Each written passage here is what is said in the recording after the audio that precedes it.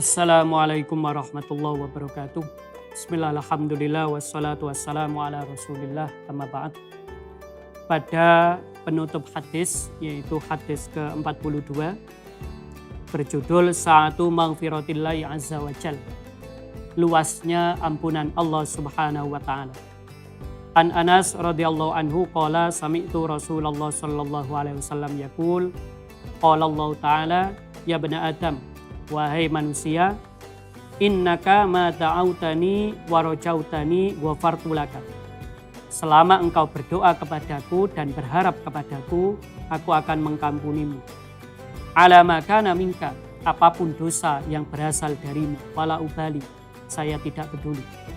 Ya bani Adam, wahai manusia, lau balagot dunubuka ananas sama, jika dosamu itu seakan-akan memenuhi angkasa, tsummastaghfarani ghafartu lak, maka jika engkau memohon ampun kepadaku, aku akan mengampunimu. Ya bani Adam, wahai manusia, innaka lau ataitani biqarabil ardi khotoya, jika engkau melakukan dosa-dosa sebanyak permukaan bumi, tsumma laqitani la tusyriku bi syai'a, tapi kamu tidak syirik, yaitu Islam, la ataituka bi qurabiya maghfirah, niscaya juga akan aku ampuni. Penutup hadis ini menjadi satu penanda selaras seperti ayat Al-Qur'an bahwasanya fastaqimu ilaihi wastaghfiru.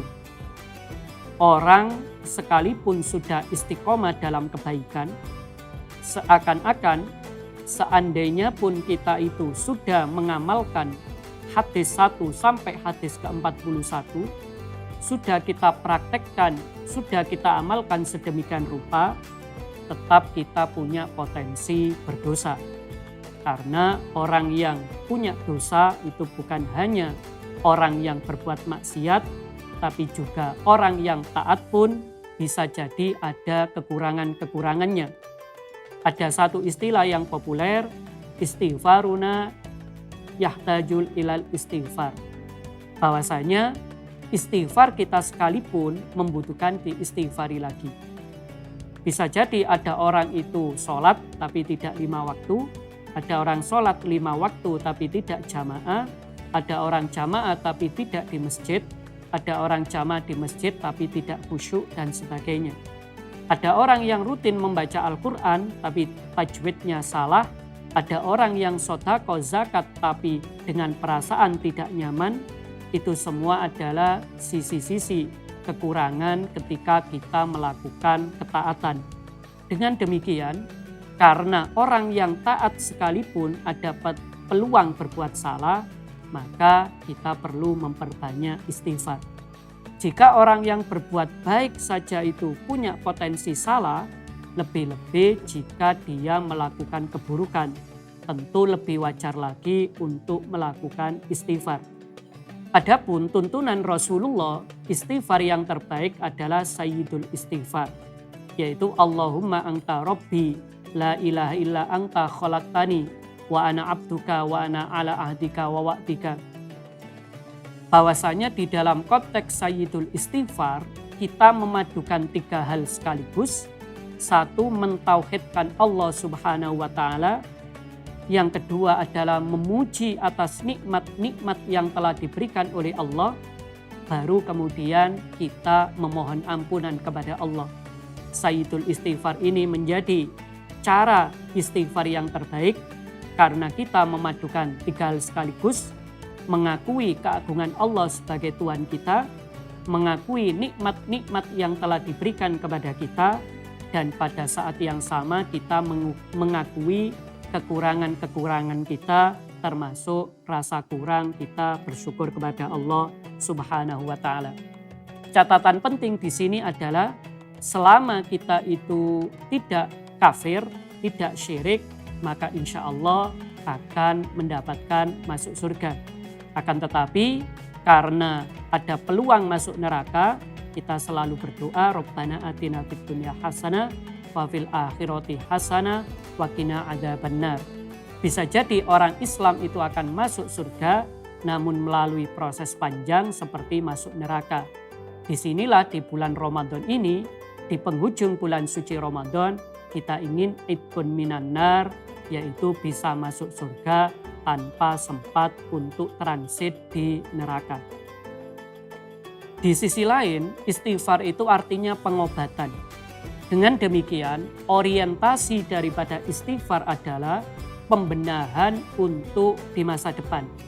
Kita berdoa kepada Allah agar sumber-sumber kemaksiatan, baik berasal dari hawa nafsu maupun syaitan, semua itu dihilangkan oleh Allah Subhanahu wa Ta'ala, sehingga kita punya komitmen berbuat ketaatan dan meninggalkan kemaksiatan di masa-masa berikutnya. Kita minta direhabilitasi oleh Allah, kita minta diobati oleh Allah agar tidak muncul keinginan-keinginan bermaksiat. Dan sebagai penutup dari kajian kitab Al-Arba'in Nawawi ini, sedikit kami ceritakan bahwasanya di dalam memahami kitab hadis Al-Arba'in Nawawi ini, dari sisi sanad ilmu kami memperolehnya dari guru kami, yaitu Kiai Haji Imam Ghazali Syarif, dan para asatidz yang ada di Pondok Pesantren Hidayatul Muqtadin Kembang. Kemudian juga sering mendapatkan kajian-kajian hadis seperti Riyadhus Shalihin yang juga sama-sama ditulis oleh Imam Nawawi dari Kiai Haji Hasyim Muzadi selama kami menempuh pendidikan di Al-Hikam Malang. Di dalam persiapan mengisi kajian ini, kami aktif membaca literatur-literatur yang menjadi syarah dari hadis seperti kitab Al-Wafi yang ini ditulis oleh Mustafa Dib Al-Bagha, juga syarah-syarah yang ditulis oleh seperti Ibnu Daqiqil Aid, kemudian syarah-syarah hadis yang jumlahnya 5-8 kitab syarah hadis. Ini tujuannya adalah memberikan perspektif teoretis, sehingga ketika memberikan ulasan-ulasan paling tidak ada pertimbangan-pertimbangannya dari literatur yang tadi disebutkan. Di sisi lain, kami juga aktif sebelum melakukan kajian selalu mendengarkan syarah Al-Arba'in Nawawi yang disampaikan oleh Syekh Ali Jum'ah. Syekh Ali Jum'ah ini merupakan Grand Syekh di Al-Azhar yang bisa kita cek keterangannya atau penjelasan syarah hadis Al-Arba'in di dalam channel YouTube beliau, dan di situ beliau mengulas secara lengkap tentang masalah hadis Al-Arba'in Nawawi. Maka di sini selain dari luar negeri seperti Syekh Al-Azhar, juga kami mendengarkan beberapa kajian dari syekh-syekh yang lain, ulama-ulama yang lain, baik di dalam negeri maupun di luar negeri, yang tujuannya adalah untuk memperkuat keilmuan, untuk memperkuat pemahaman, sembari kami selipi sesuai dengan apa yang menjadi konsentrasi keilmuan, yaitu dari perspektif Al-Quran dan dari perspektif pendidikan.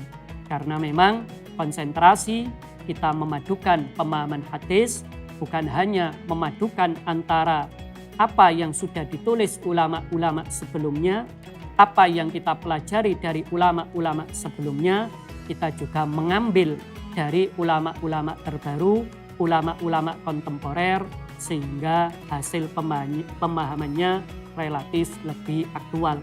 Dan ini merupakan representasi daripada amalia al-muhafadzatu alal qadimis sholih wal akhdu bil jadidil aslah.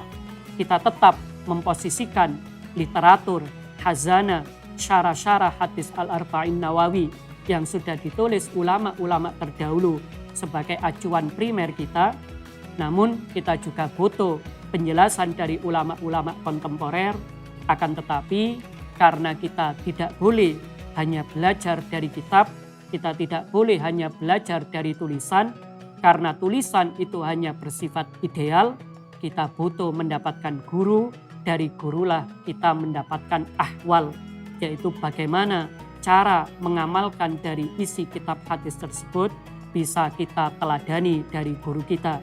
Dari guru-guru kita lah, dari orang-orang yang menjadi guru kita, masyayikh, ustadz kita yang ada di pesantren, di lembaga pendidikan manapun, dari mereka lah kita bisa belajar bagaimana cara mengamalkan hadis ini bukan hanya sekedar dari literatur, melainkan dari contoh aktual kehidupan sehari-hari. Semoga ada manfaatnya, dan apabila ada kekurangan, ada kelemahan selama mengisi kajian ini, semoga dimaafkan oleh Allah Subhanahu wa Ta'ala.